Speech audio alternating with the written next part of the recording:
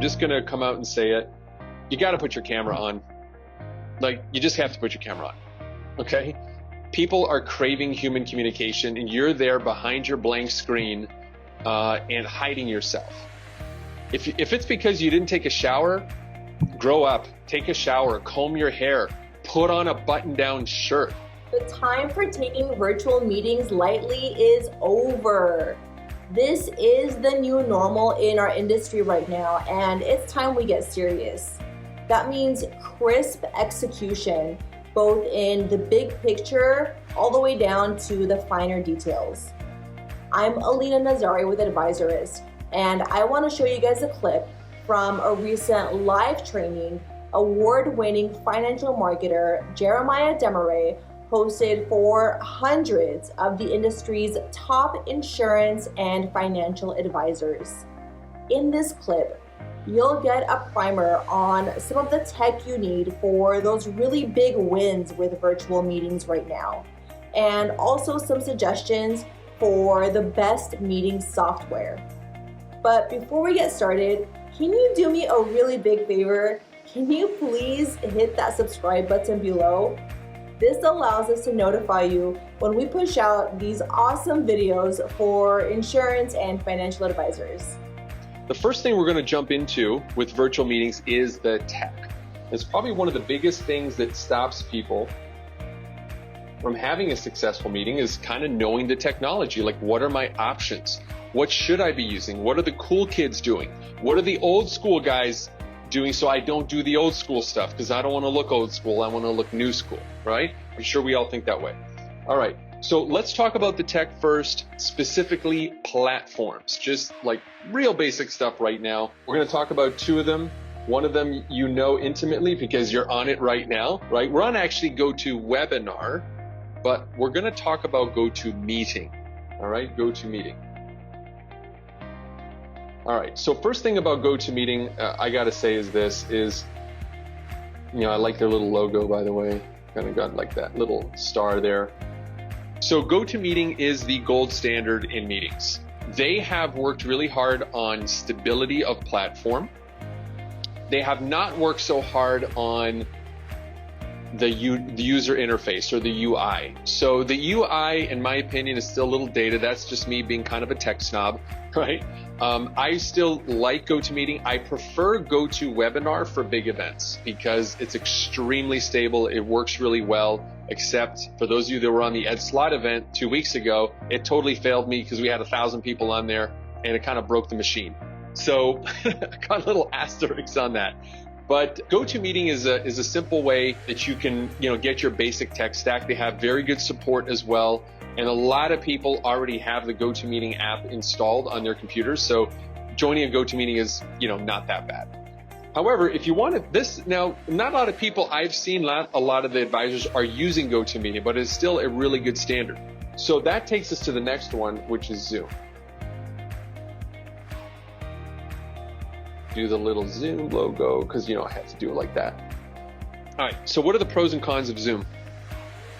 Zoom used to have some tech issues related to security.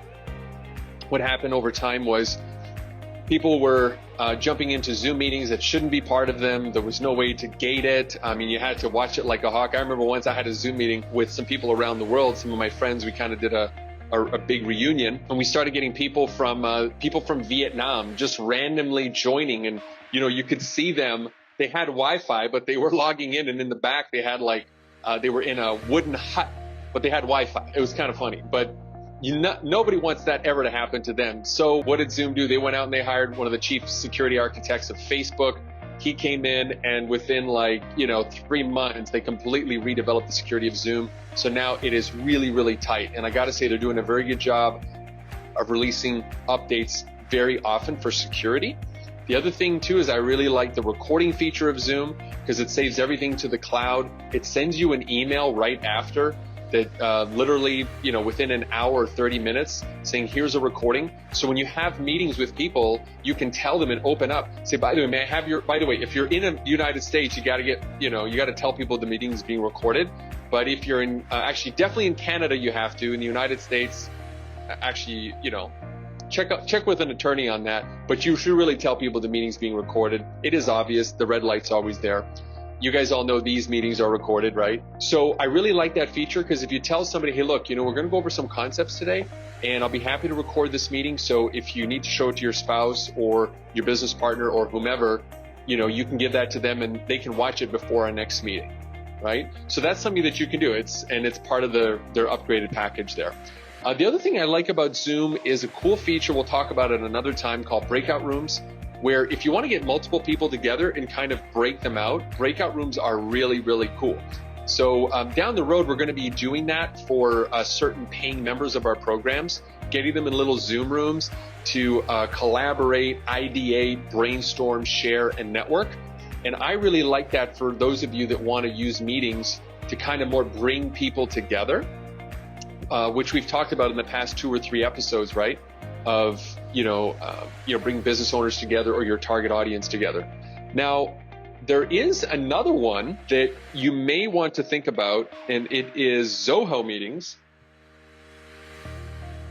Zoho meetings, they actually have a whole free suite of tools. If you're really on a budget, Zoho is there and can help you out.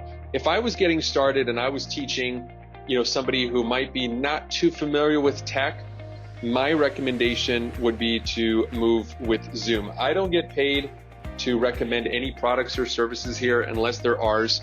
So just so you know, I'm just giving you my, totally unbiased opinion that for ease of use, and even then, people are having a hard time. So let's move on to a subcomponent of that, which is so important, folks. And I'm just going to come out and say it. You got to put your camera on. You just have to put your camera on. Okay? People are craving human communication, and you're there behind your blank screen and hiding yourself. If it's because you didn't take a shower, grow up, take a shower, comb your hair, put on a button-down shirt, right? I can't believe the level of laziness that I see going on in this community of people who just, don't care about their appearance. I'm not going to show them to you. I've got screenshots. I met with this one woman the other day. As soon as I saw her background, I said to myself, you cannot be successful. You can't. Piles of paperwork everywhere. Stuff was falling. 2 monitors in different places. Poor lady. Maybe nobody ever just sat down with her and had a Zoom etiquette conversation. But when I asked her how much she was making, it didn't surprise me that she was making $700 a month after 2 years in the business. Is there a correlation, my friends? Is there a link between a lack of personal discipline and hygiene and the amount of money you make? Yeah, absolutely there is, right? Because if you can't master yourself, how are you going to master other people's money? How are you going to instill trust, right? So come on, my friends, let's get our acts together here. This is tough love. I love you guys. I'm just telling you like it is. If this was a wake-up call, great, okay? So camera on. Second thing, get a proper mic, right? You can use a mic like this if you want, but just get a headset, get something that communicates good audio. So, good audio. So you get a mic for that.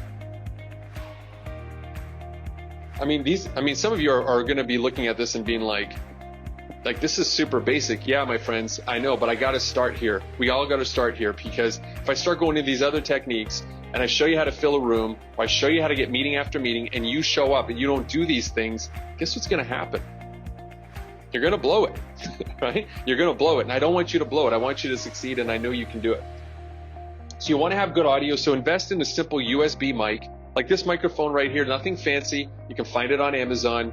It's a USB, plugs straight in there, and computers are so smart right now, they'll be like, oh, do you want to use this mic? It'll automatically pop up. You just, yes, I do. Great, thanks, bye.